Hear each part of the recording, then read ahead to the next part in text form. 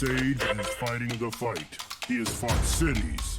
He has fought counties, politicians, naysayers.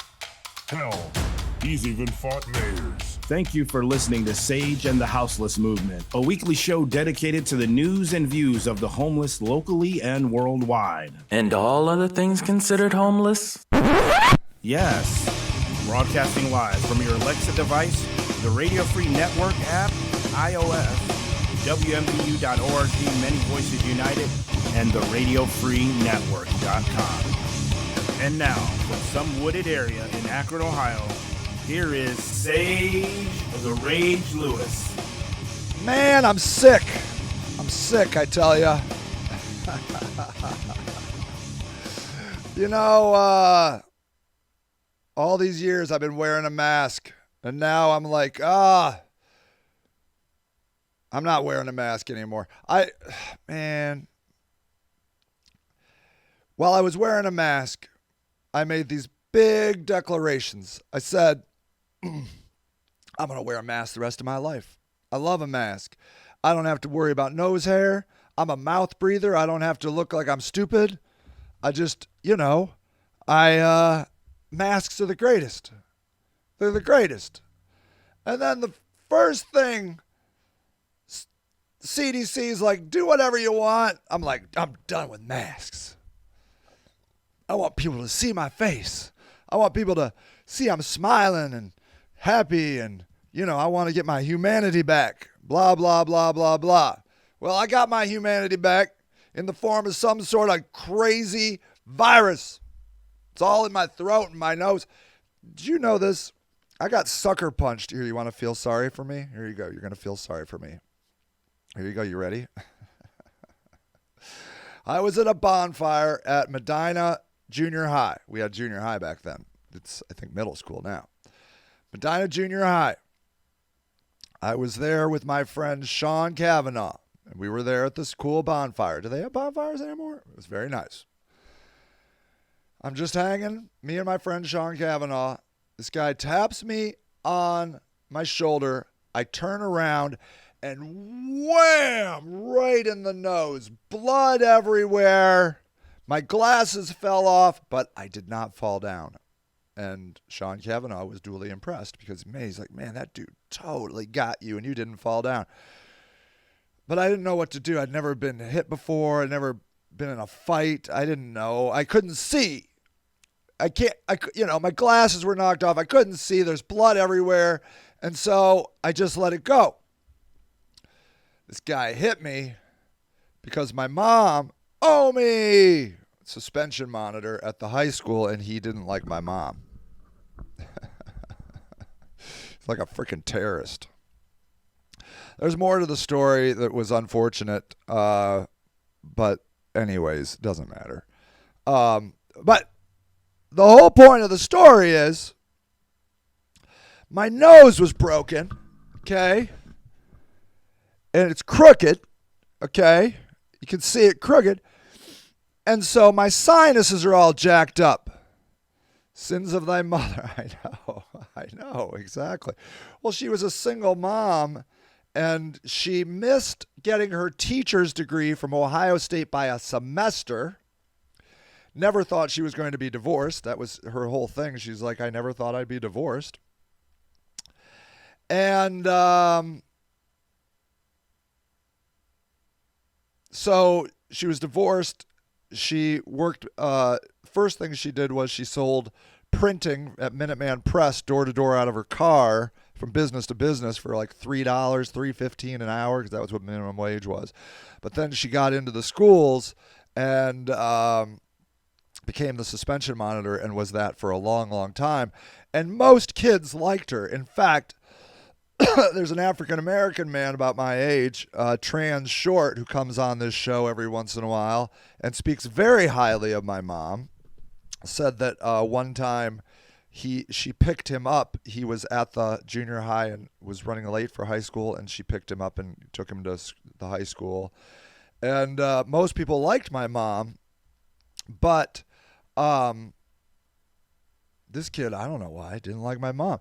But my whole point is, now I get sinus infections, Okay, that's what legacy is. That guy sucker punched me when I was like 14 or something, and to this day, she was a good woman. My mom was a good woman. I'm going to say that my mom probably had nothing to do with your mom. It's probably true. I mean, that was what he claimed. He said that he didn't like my mom, and that's why he hit me. But I'm going to say this. It could be kind of controversial. I don't think my mom was strategically a great mom. Like, I don't know. Okay, let me give you an example. He was angry and wanted to hit someone. That's true, homie. You're right.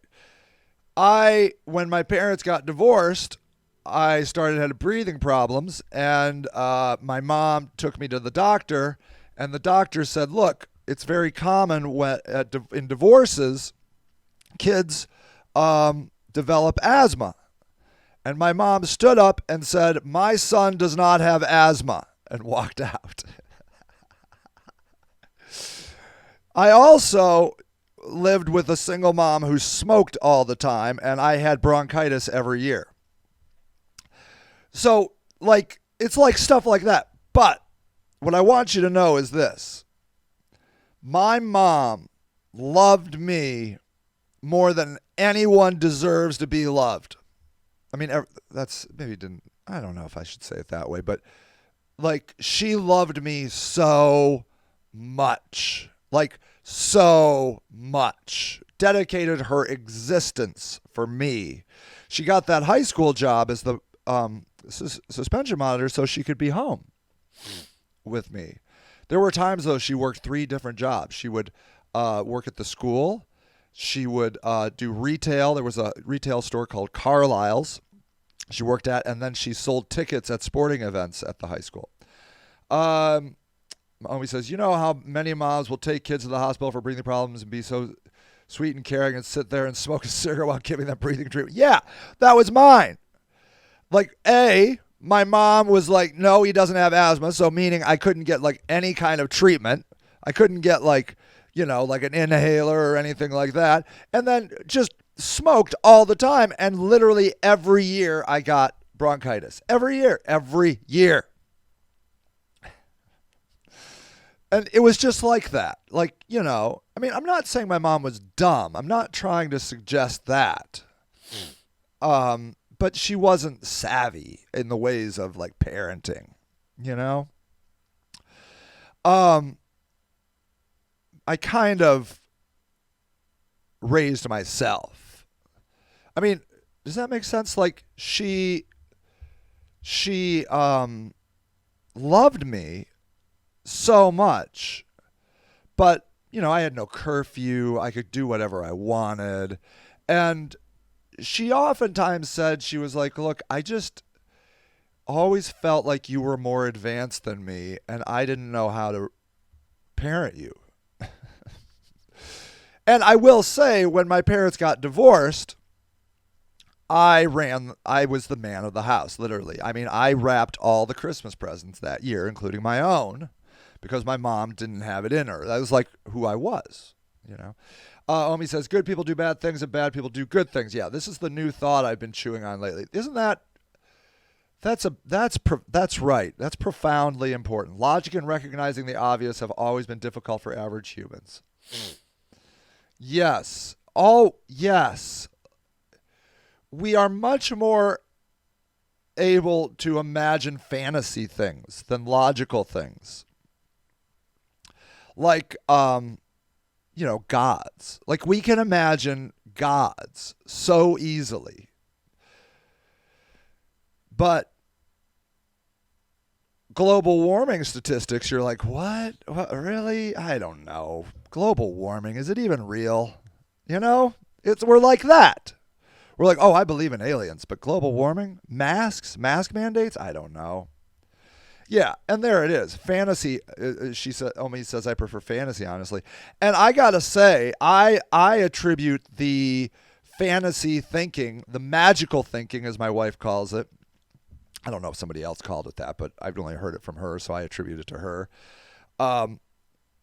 To everything good and bad that we've created, like we're gonna go to the moon. You're like, really, the moon? Oh yeah, we're going to the moon. We're gonna land on it. We're gonna fly back up and come back home. Everything will be cool, and we did it. We're gonna land a rocket on an asteroid. Really? Yep. We're gonna do that. Ignorance really is bliss, and I wish I was ignorant often, says Omi. Yeah, Biden lives in a fantasy world. Okay, I'll bite. Tell me why that, Kevin. I would like to know. So at any rate, I watched again because, Russia. I watched that Chernobyl miniseries on Netflix. If you have Netflix and you haven't watched Chernobyl, I highly recommend it. But it gets to this point, I think, which is governments lie, which is what you guys were saying here, actually. You didn't like the miniseries, Omi. Oh, okay. So like Olivier's, no. So Kevin says Biden lives in a fantasy world. And then Omi says all politicians do, which is right? But Omi says, I watched this documentary called Hillbilly on Hulu, and I thought you'd like it. Okay, I will definitely watch a documentary about hillbillies. The essence, because it's been out for so long, I'm going to give you the spoiler. Chernobyl exploded because they built it cheaply. They could have, it was about how Trump won Appalachia. Ooh, very interesting. Yeah, I definitely would like to hear that. So, basically, they cut corners on safety because it was cheaper, and they were like, those things are never going to happen.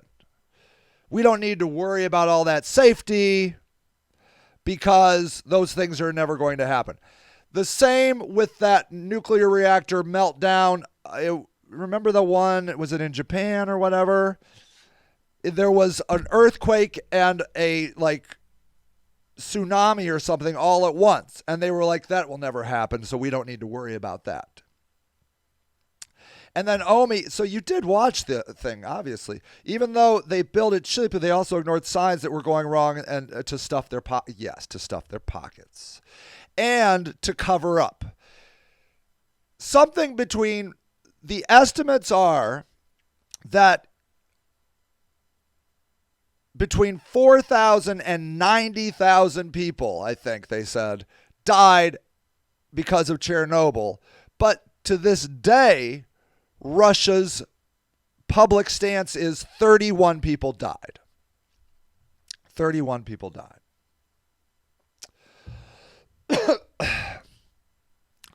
And the thing about it is that all governments are like this. Like here, this article, this is a New York Times article, Can the CDC be fixed? This was June of 2021.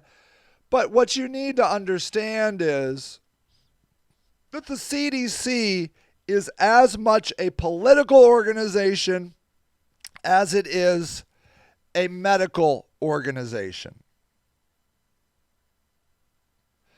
So you can't trust the CDC because they have an agenda.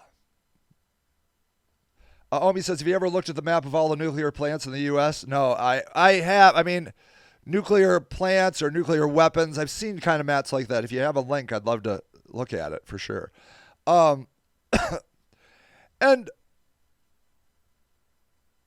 this is what I believe people are talking about when they're like, we want to make America great again.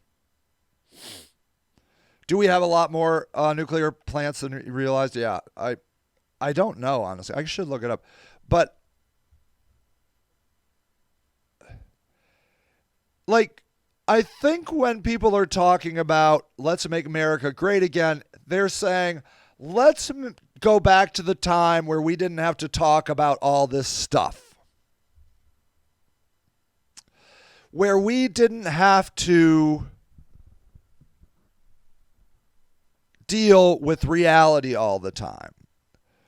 When we could live in our fantasy worlds, our Beaver the Cleaver fantasy worlds, and think that everything was okay.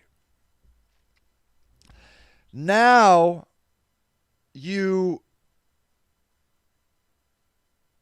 are insane if you think everything is okay. Olivier says, what did Olivier say? Another problem in today's world is that we don't have to worry about the wolves in sheep clothing because the sheep are donning wolves' clothing. Yes, and suspending realities. Wow. To gaslight the world into believing narratives that contradict obviously and regularly. The paradigm shift occurring as Jeez, oh, Pete, Olivier is like so smart. Okay, hold on. Okay. The paradigm shifts occurring as technology grows have been moving quickly and obscenely. It's becoming landmine people versus smartphoners. And then there's Generation X and the pivoting transition generation between the industrial age and the techno age. Yeah. I don't know what code switching is. Omi, what is that? So Olivier is pointing that out. Ooh, can I open this in a new tab? Oh, hey now. Let's see this. Okay, this is cooler. Look at this. Look what I can do here. Can you read that? So, okay. So here. Oh, wow. I've just rocked my world. Okay. Yeah. So this is what Olivier said. Another problem in today's world that we don't have to worry about the wolves in sheep clothing because all the sheep are donning wolf's clothing and suspending reality to gaslight the world into believing narratives that contradict obviously and regularly. So Olivier is saying something really important and complicated.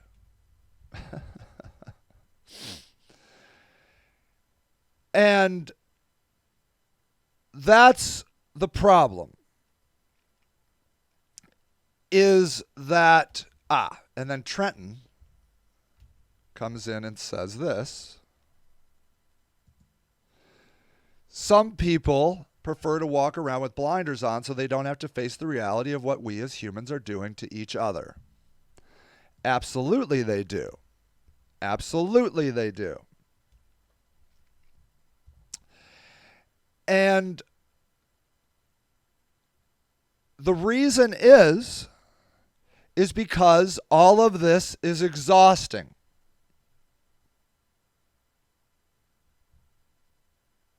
Omi says, I would love to have those blinders.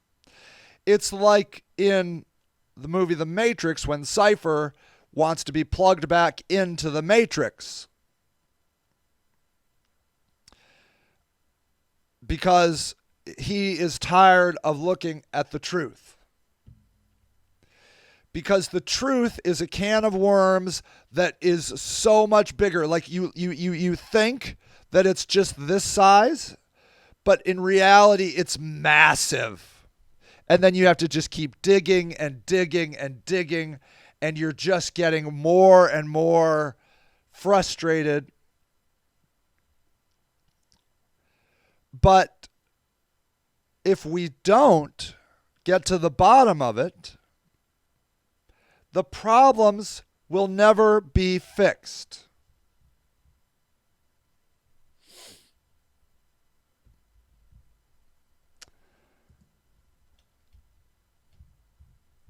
Omi says, it benefits my life none at all to be aware of what's going on. It just stresses me out and causes me to lose sleep and have stomach issues.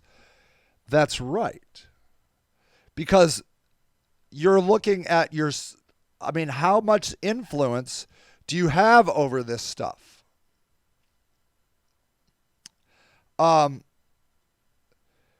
And Olivier said, or Omi said, I would love to have those blinders. And then Olivier says some people prefer. So Trenton says some people prefer to walk around with blinders on so they don't have to face reality. And Olivier says that's called cognitive dissonance. So I think Omi is suggesting something that a lot of people are feeling. And, wow. You guys are so amazing. Because look, Omi just says this. Me as an individual person, I have almost no influence. Because then you're like, well, what can I do? What can I do? And that's maybe where I disagree with Omi. Because the fact of the matter is, if you are living as a normal human being with friends and relatives and relationships and kids, may I say, you have significant influence. Because what you say, specifically to your kids, in particular your kids, what you say to your kids has powerful ramifications. So if, Omi says, you're assuming I have friends. I have a friend, and as for kids, I want to let them make up their own minds. Right. But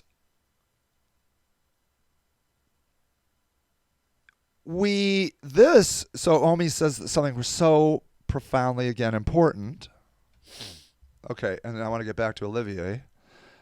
You're assuming I have friends and that I want to make up their own minds. Well, that's assuming that we all live in a vacuum where we all make up our own minds on our own. And you, Omi, know that that's not true. You know that's not true.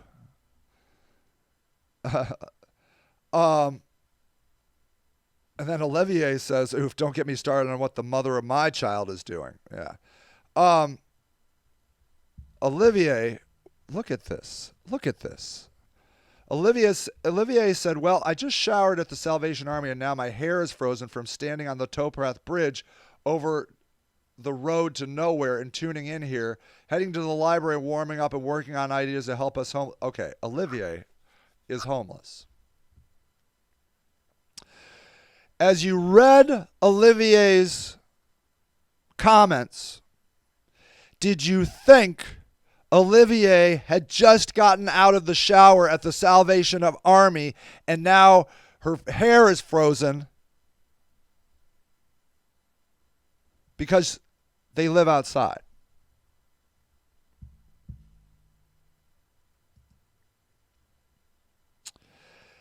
I believe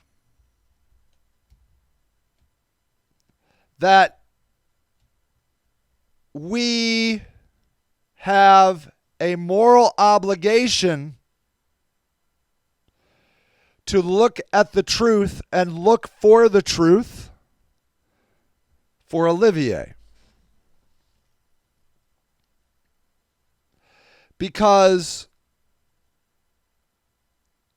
Olivier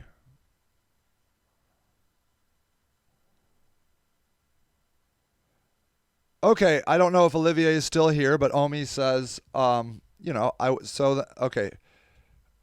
says, I'm not trying to be rude. It makes me want to ask you, how did you end up homeless and why are you still homeless? Okay, I don't know if Olivier wants to answer that question, but I think it's a fair question. And that, honestly, is the kind of questions we need to ask. Now, we have to ask them honestly, and I think Omi is. Omi is incredibly enlightened, incredibly intelligent. But I think some people ask these questions as rhetorical questions. So what did you do wrong? How did you screw up? And I'm not saying Omi's saying this, but I'm saying that a lot of people do say this. How did you screw up that you ended up homeless? Are you a drug addict? It's probably what it is. You're a drug addict. And heaven forbid you admit that you use drugs, because, and Omi actually wouldn't care. I know, you're not, I'm not trying to be rude. It makes you, yeah, oh, yeah, I'm sorry. Okay, yeah. I know, you seriously want to know. I know, and we need to know. We need to know the answer to this question.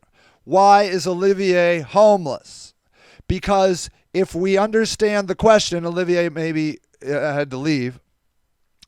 But if we understand the question, or understand the answers to that question, it helps take us to the next level.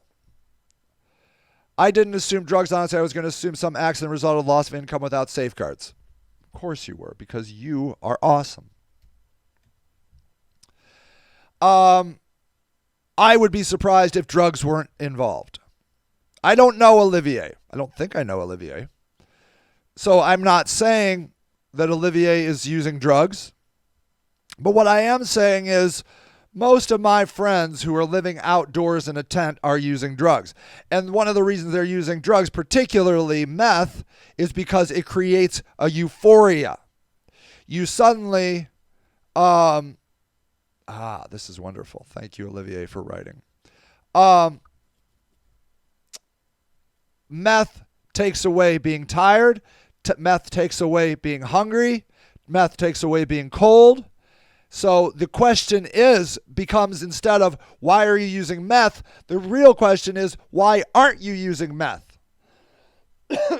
Olivier writes, the mother of my child is a psychopath. She groomed me to abuse me or set me up. The mother of my child. Okay. So Olivier, you're a man? Okay.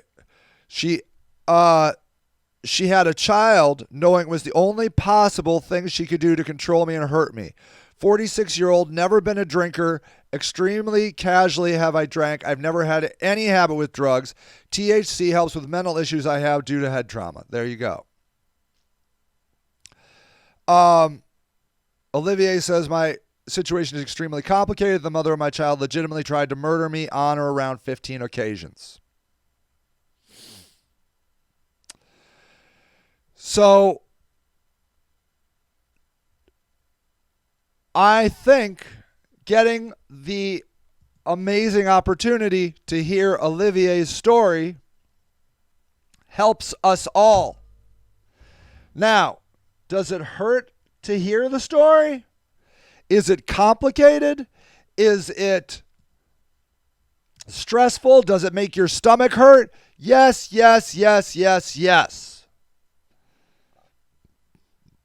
But if we don't take the time to listen to Olivier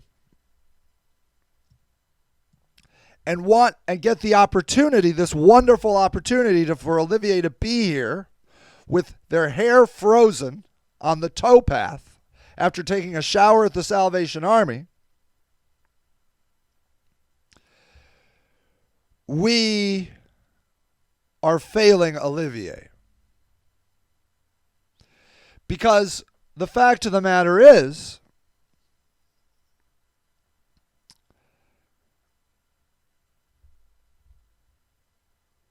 we are all benefiting from a society that ignores the truth, ignores that Olivier is living shelterless, that ignores the methane put into the air by all the cattle that we raise, that ignores water being siphoned off by Nestle, that ignores iPhones and then sells it back to you, that ignores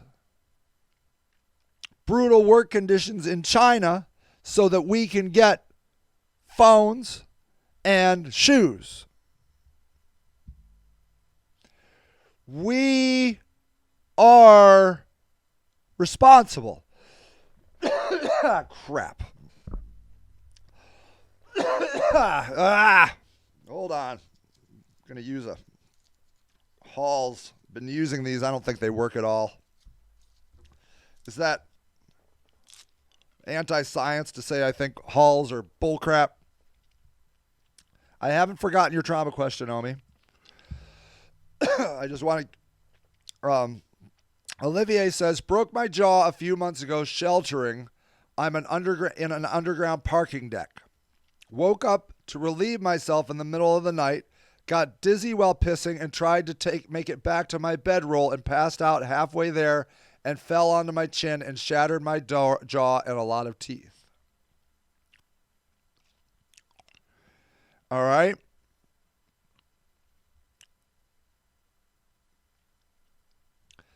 Living outside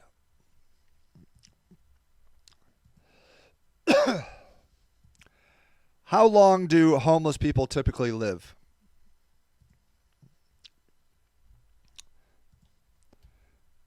The average age of death of a homeless male was 56 years old, which is 10 years less than, 10, I don't know what SD. The average lifespan of a homeless person is about 17.5 years shorter than for the general population. Okay? The reason is because of things like Olivier is describing.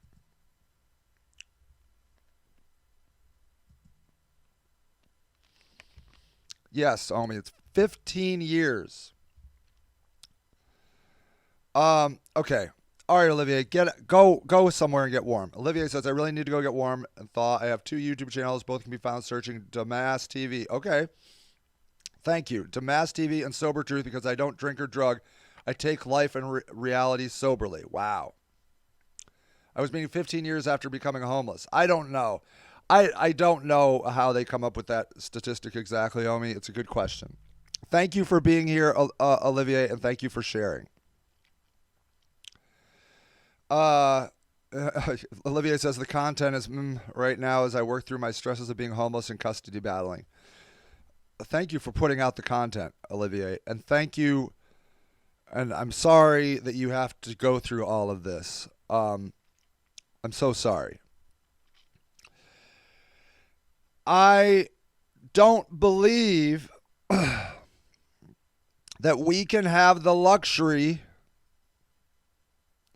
of choosing to not look at the problems of the world. Now, Emery. Hi, Emery. Emery's here. Good morning to you. Now, I'm not saying we have to drown ourselves in it. We have to know when to be able to step back, because Omi was saying this stuff stresses her out and gives her a stomachache. At that point, you gotta get out. I have people a lot of times tell me, they're like, Sage, so this homeless person is asking me for something. I just can't do it. And I always tell them, it is okay to say you can't help right now. Always. I got that from being a lifeguard. When you're a lifeguard, they let you know if somebody's trying to drown you while you're trying to save them, which is very common. Just punch them and get them away from you, because you'll both drown. Omi says, some people are electively choosing to ignore it. They are so bubbled or sheltered they don't recognize it. Right. And I sort of feel like we're seeing this a little bit in the conservative circles. They call it, what are they calling it? They're using critical race theory. They don't even know what it means. Nobody knows what it means. It doesn't even mean what it means. They don't want to talk about racism in America. And honestly, it's not their topic. When you look at why people voted for Donald Trump, those people aren't interested in race. They're interested in economics and other things. You're a great texter, Omi. Omi says she's the worst texter. No, she's great.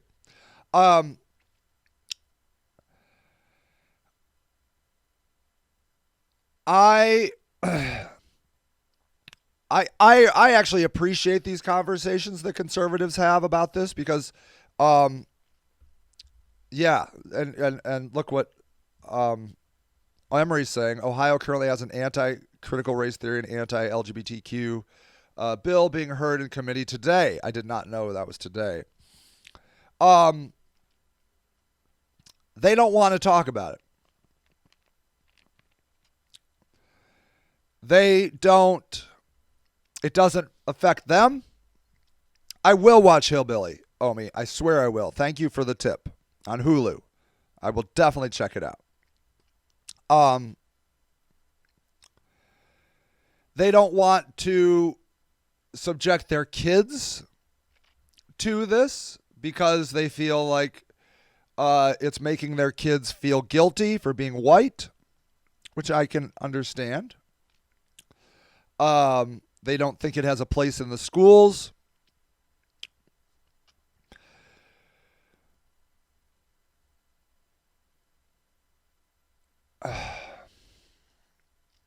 I can definitely understand where they're coming from. But what I'm here to tell you is when we don't talk about these things, they become invisible. Okay? And when they become invisible, people start getting hurt based on things like their gender and their color of their skin.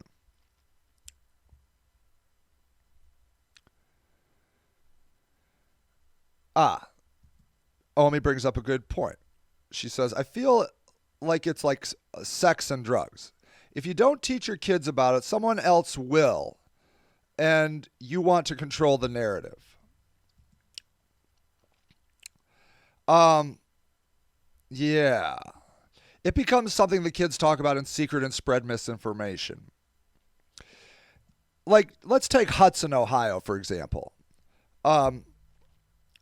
Emery. Great. These comments are just so awesome. As a trans kid growing up in a world that was extremely anti-LGBT, I could have used those conversations. Right. So the problem, I think, with diversity, equity, and inclusion is that somebody's going to be made uncomfortable. Okay? And Omi comes back after Emery and says, as a straight white woman, I could have used those conversations. Me too. My wife prefers to watch comedy specials and the British Bake Show. Okay? You know why? Because like shows, and she did watch Chernobyl and really enjoyed it. But they really affect her emotionally. Okay? They stress her out. She doesn't like the long arc of it. She likes everything to be kind of one show and done, one and done. She'll watch a movie. She doesn't like watching dramas. She'll watch an action movie or something like that. Hates it when kids are hurt, dogs are hurt, doesn't want that kind of stuff because it really emotionally affects her. And so I think that a lot of people probably feel that way about all these difficult topics: sex, drugs, race, gender, homelessness, the Uyghurs in China. It just keeps going and going. Syria. Now, we seem to be loving the Ukraine story. We're all about pro-Ukraine, which, I don't know. It's fine, I guess. Isn't that interesting, right? Like, a lot of people are pro-Ukraine, but they don't, we haven't, when was the last time we talked about the border? I would imagine there's still people on our border, right? Immigrants on our border. Did they just leave? So I haven't heard about them in months. Omi says, and not that they made you feel uncomfortable because of who they are, but because I didn't know what I would say that would be offensive. And I never want to offend anyone intentionally outside of trolling, except when you're trolling. You're so funny, Omi. And I have other friends that are white straights that grew up around nothing but other white straights. And we've gone out into the world and it's not all white straights and we don't know how to interact in a healthy way. And we are navigating this on our own. I love this about homelessness because it is not politically incorrect to say terrible things about a homeless person. Anybody can go on Facebook and not be shunned for saying all homeless people are drug addicted losers. That's not politically incorrect to say. They're like, oh, well, maybe not all of them. But, say all black people like watermelon and menthol cigarettes and you're going to get your face punched.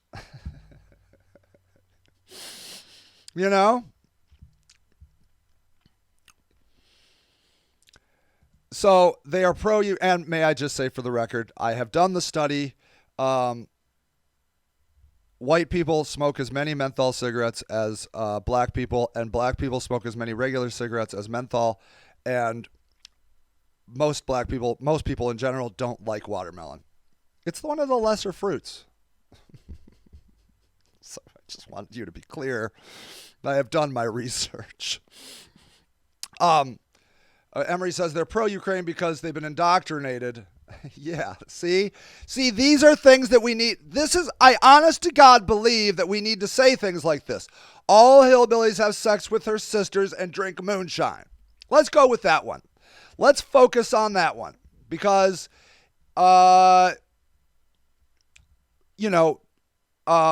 suggest a grape flavored vape to a black person and the air is sucked out of the room.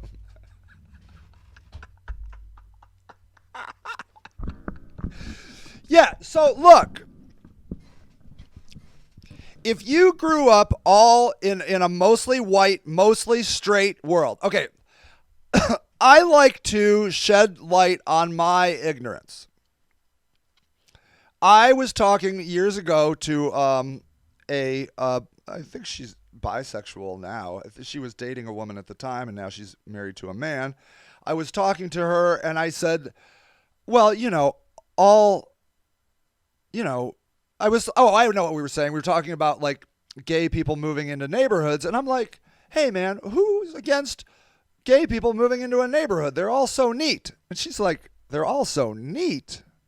I'm like, yeah, I mean, I have a gay guy that lives down the street, and his house is so great. They're like, I know some of the biggest slobs I have ever met are homeless gay men. And she's like, look at that guy. She's like, and she started naming him. And I'm like, and you see, that's one of those things that I just didn't even think about. And, yeah, so there you go. Omi says, I thought gay people moving in was the first sign of gentrification. Unless they're homeless and gay, which incidentally is quite a thing. Look at some of my mess. Yep, can confirm. We're not all neat. There you go. See? Thank you. So, I believe that most people are not intentionally trying to be hateful. Okay?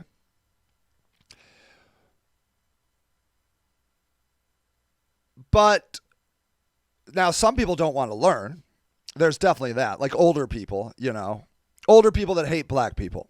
They're not going to ever get out of that.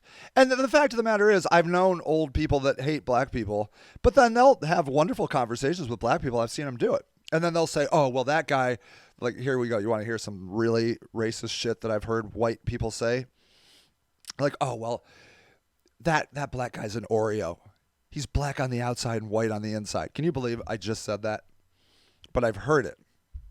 Meaning What he's saying is he's actually saying a compliment, which is completely shocking and offensive.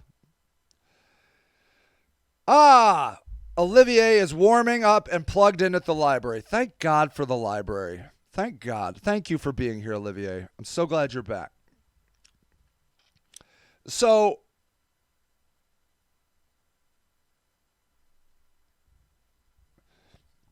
with this older person that I'm thinking about that I've had this conversation with, like, I can see him wrestling with his innate hatred of black people and the fact that he knows good black people. And in fact, he'll even say something like, he'll be like, look, it's 98%, he'll even say this, and I'm telling you, this guy's a racist. He'll say 98% of black people are good. It's just the 2% that mess it up for everybody. And I'm like, well, that's pretty enlightened. And I believe he believes it. But he can't get out of that narrative of hating black people. I've seen him watch TV just yelling the N-word at the TV. I've seen him do it. Okay, you're getting your lashes done today and tanning? Good for you, Omi. That sounds lovely. I want to get back to some of these. Omi says, it's funny how we have our own stereotypes. And then Omi says, it's all neuroplasticity. Yeah. I'm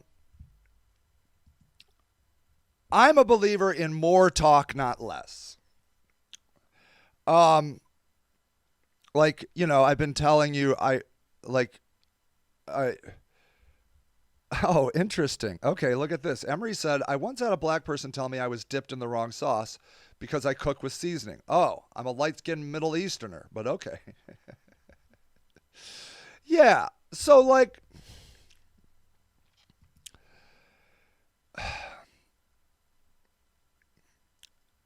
this stuff is hard, right? And then well-intentioned, let me say not good, well-intentioned white people are terrified because they're terrified of saying something ignorant and being mortally embarrassed and then activate white fragility. You ever seen a fragile white person? Woo-wee. Then they get mean. How dare you suggest I'm racist? How dare you suggest I don't like the LGBTQIA plus? They know all the letters.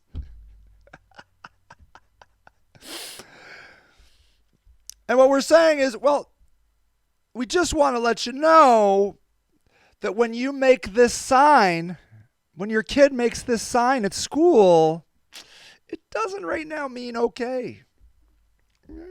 Oh. He just was having fun. He doesn't know. Well, he was actually also wearing a Trump t-shirt when he said it. So,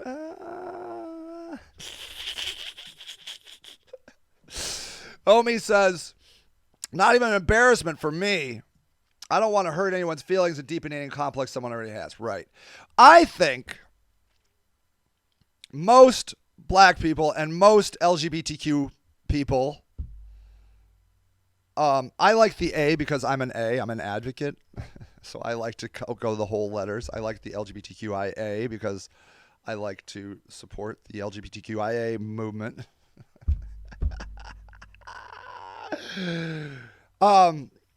Olivier said, I was asking people just yesterday how many people would they believe aren't racist but who use racial slurs or expressions. How many would you say aren't actually racist? They're just wrapped up in ignorance-based traditional paradigms and propaganda. Jeez, I'll beat Olivier. Olivier is our houseless philosopher. Omi says, when people make comments about teen moms, I get slightly hurt. I'm a teen mom. I experienced a lot of abuse, and I know how it contributed to it. Interesting. What? Emery says A stands for asexual or aromantic, not ally. What? Man. All right, if you say so. I'll still say it, though, because I sound fancy saying it. LGBTQIA. I got those letters, baby. So I don't want to make someone's comment going to hurt someone's feeling and make them feel that way. Right. I think that, like, it needs to be in a safe environment. Like, look, I don't know if I even have the answers here, right? All I know is I have work to do. And the way I deal with my work is I say my ignorant stuff.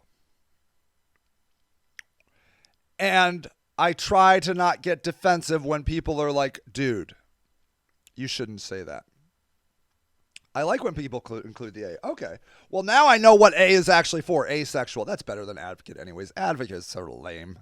Advocate. Asexual. Asexual, I think, is a growing population. My kid, 11th grade, has no interest in dating. None. Omi says, my best friend's a black transgender gay. So, let me ask you that. So there, you see, I would add person at the end. My best friend is a black transgender gay person. What do you think, Emery? With or without the person? I don't like, for example, when people say the homeless.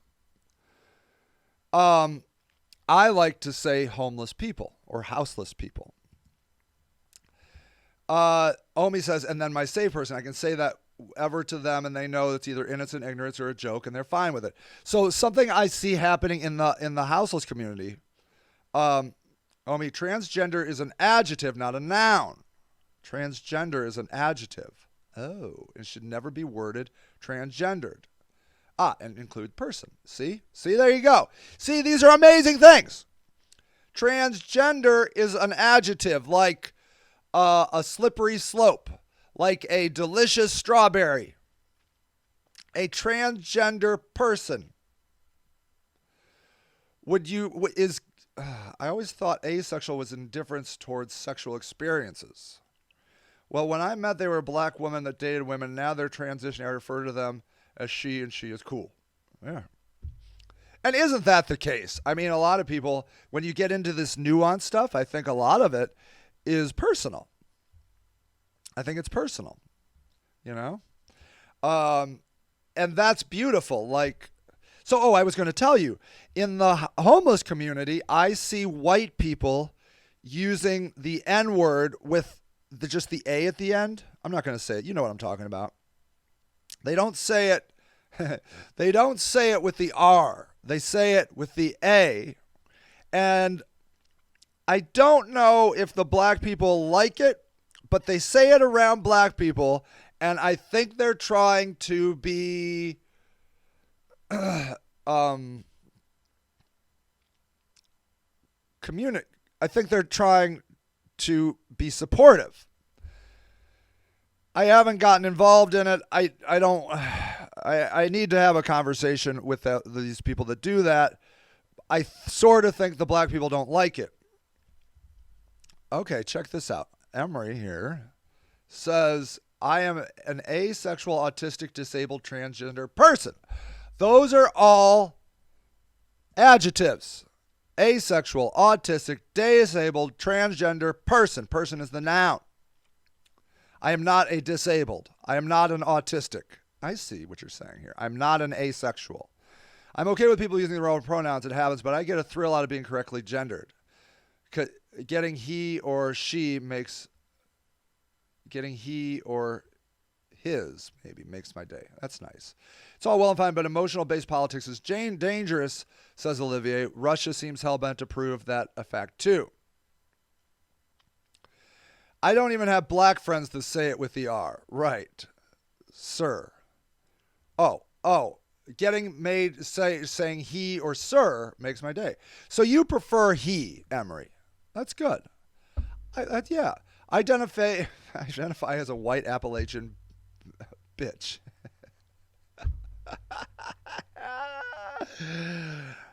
I definitely identify as a middle-aged, middle-class white man who's trying to be better. I mean, there's nothing. I am nothing else. Nothing else. I'm loud. I'm so white. I'm so middle class. I'm so man. And I'm not embarrassed by it. I'm not embarrassed by it. I think it gives me an opportunity to talk to my other middle-aged, middle-class, white male friends.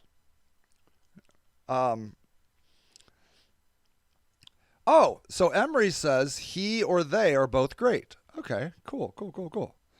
Omi says, have you heard the term Afro-Lachen? I have not heard that term, Afro-Lachen. See, Afro, there's a word. Are you Afro-American, you would never say, right? Identify as a father to Olivia May. That is so beautiful, Olivier. I'm middle class, but I identify as lower class still. You know what? I am kind of trash. I do love the lower class. I love it. I don't really like the middle class. They're so fearful and caught up in bullshit. I love the lower class people. They're so raw and real typically. See all the racist stuff or classist stuff I'm saying? They're real and raw. All of these are stereotypes that are true to some people. Emery says, I am also not a person with a disability or a person with autism, just like I'm not a person with asexuality or a person with transgenderism. That's so interesting. So Olivier says lower classes have more honest, dishonest people. They do. That's so well said, Olivier. They're like, I will steal from you all day, every day. Omi says, I still eat like shit. I refuse to leave Kenmore. That's so beautiful. Victor, hey, Victor. Most black people just want to be called people. I would say is that true? Are you an African American black person? I'm sorry. Yeah. So I can't tell by, what is that a picture of? Anyways, I'm going to assume you are a black person. And Omi says, to be fair, I'm only middle class by relationship.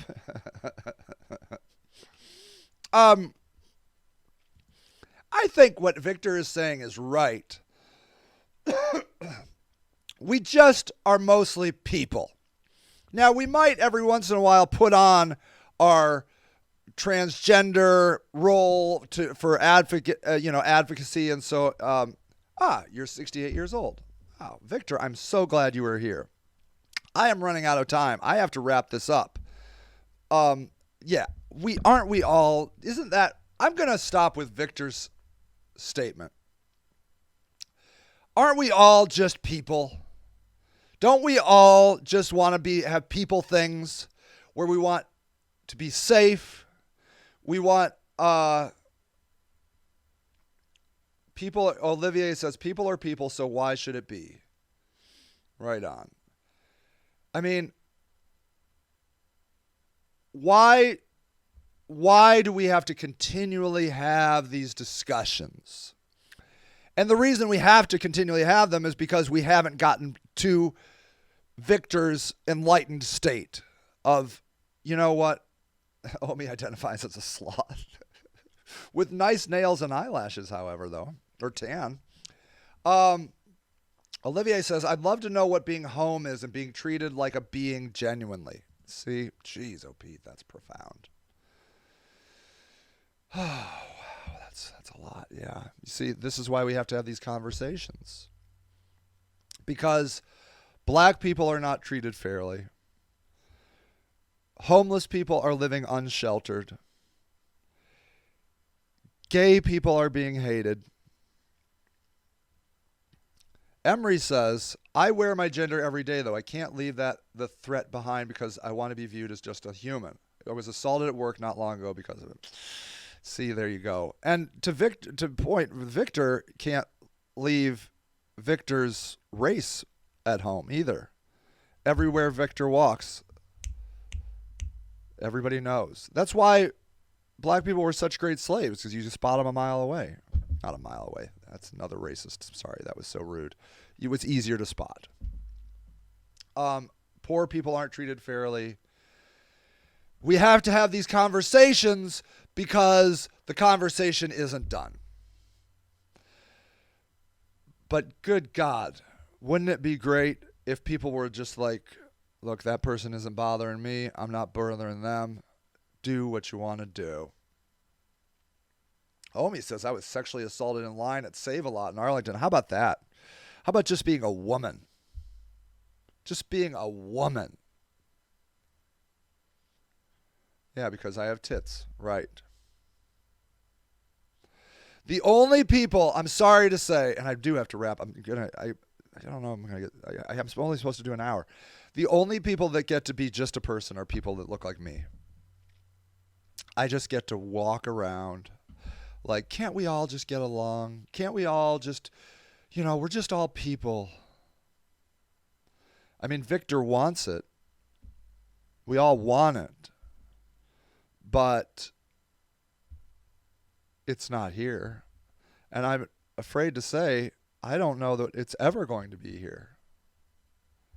I don't know. I mean, I'm definitely not going to see it, right? I'm definitely not going to see the day when people are just people and aren't typecast because they have tits or their skin is darker or Olivier says, baby mama knows people in the system aren't treated even remotely fairly, yet she manipulated the system as she's been working for Ariana House for nearly 15 years as playing the old boy network against me. Yeah. I'm saying it's not that I don't want it. I'm saying right now I can't have it. That's it. That's right. Omi says, this was just the other night. Dude grabbed me by the waist, felt me up. Jeez, oh, Pete, that sucks. So we have to keep having these struggles. Victor is the holy grail, is the top of the mountain where I just want to be known as a person. I'm 68 years old. Imagine what Victor has seen. I just want to be known as a person. I can almost hear the exhaustion in that. I just want to be a person. I don't want to have to be these other things. I don't want to be a symbol for a cause anymore. I just want to live my life. And that's where guys that look like me have to step up and have to fight for women, for LGBTQIA, for brown people, for black people, for Asian people, because I am in charge. Sorry, my people are in charge. And if I don't say it, who will? We have to do better. We can do better because I've met you guys and you're incredible. You truly, truly, truly, truly are. I love you. I love you. I love you. You're wonderful. And I'm so thankful that I'm on planet Earth with you. I'll see you next time. Thank you for listening to Sage and the Houseless Movement, a weekly show dedicated to the news and views of the homeless locally and worldwide.